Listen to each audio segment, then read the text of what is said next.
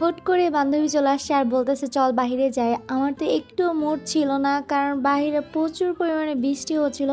কিন্তু সে এখানে এসে বসে আছে কারণ সে বাহিরে যাবে, তার নাকি এখন পানিপুরি খেতে ইচ্ছে করতেছে। যাই হোক, ওর কথা বাদ দেই, বাহিরে তাকিয়ে দেখি গুড়ি গুড়ি বৃষ্টি হচ্ছে, তার মানে বাহিরে যাওয়াই যেতে পারে।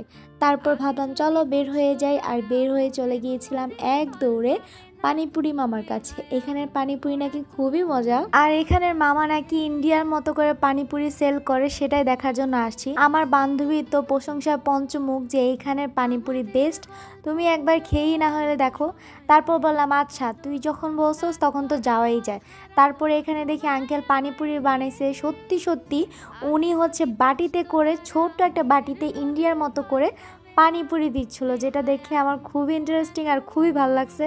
তারপরে আমি বলছি যে আচ্ছা তুই খা, দেখ কেমন লাগে। সত্যি কথা বলতে এটা একদমই বাসায় যেরকম ফুচকা আমরা বানাই খাই সেরকমই লাগছে। যাই হোক, তারপর হাঁটতে হাঁটতে বললাম চল বান্ধবী, বৃষ্টি যেহেতু হচ্ছে এক কাপ করে চা খাওয়া যাক। তারপর মনি বলল এখানের চা নাকি খুবই মজা। যাই হোক, আমার বান্ধবী কিন্তু এলাকার প্রত্যেকটা অলিগলির দোকান চিনে, আর সে জানে যে কোথাকার কি মজা। তারপর মামাকে বললাম 2 কাপ চা দেন, লিকার কম দিয়ে দুধ বেশি করে দিবেন, কিন্তু মামা ভুলবশত একটাতে লিকার কম দেয় আর একটাতে লিকার বেশি দিয়ে ফেলে। যাই হোক, আমার বান্ধবী মন অনেক বড়, সেই জন্য আমাকে সেই বেশি দুধওয়ালা চাটা খাইতে দিছে। যাই হোক, আমি কিন্তু চা খেয়ে খুবই মজা পাইছি, আর এরকম বৃষ্টির মধ্যে চা খেতে কার না ভাল লাগে বলেন।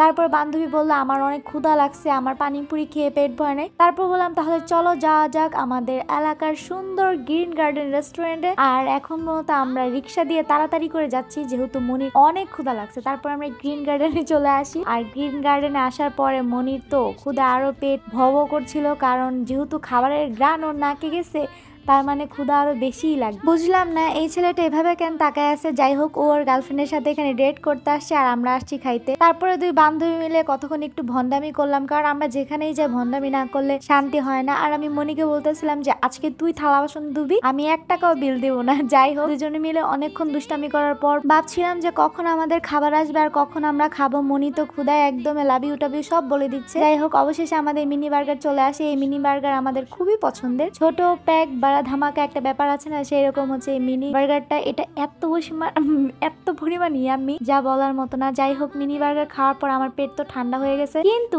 আমার মনির পেট এখনো ঠান্ডা হয় নাই। সে এখন আবার দই ফুচকা খাবে। বুঝলাম না ও এই 1 প্লেট দই ফুচকা একলা নিজে নিজে খাইছে। বাপরে বাপ, কেমনে যে খাইছে ও আল্লাহই জানে, আমাকে একটা বার সাধেও নাই। যাই হোক, ওর যেহেতু বহুত খিদা লাগছে ও খায় নিছে, আমার যেহেতু পেট ভরে গেছে আমি আর খাইনি। শর্টকাটের মধ্যে আমাদের ডেটটা আজকে খুবই পারফেক্টলি কাটাইছি আমরা। আর আমরা খুব কম খরচে হচ্ছে গিয়ে ডেটটা ফিক্সড করার ট্রাই করি, কারণ হচ্ছে বেশি খরচ করতে গেলে আবার বেশি ঝামেলা। চলেন টোটাল হিসাব করি আজকে আমরা কয় টাকার খাবার খাইছি। পানিপুরি খেয়েছিলাম 30 টাকার, আর চা খেয়েছিলামও 30 টাকার, আর বার্গার ছিল 120 টাকা, দই ফুচকা ছিল 60 টাকা। 210 টাকায় আমরা পারফেক্ট একটা ডেট কাটিয়েছি। আশা করছি ভিডিওটি আপনাদের ভালো লেগেছে। ভালো লাগলে অবশ্যই কমেন্টে জানাবেন। আজকে এ পর্যন্তই, আল্লাহ হাফেজ।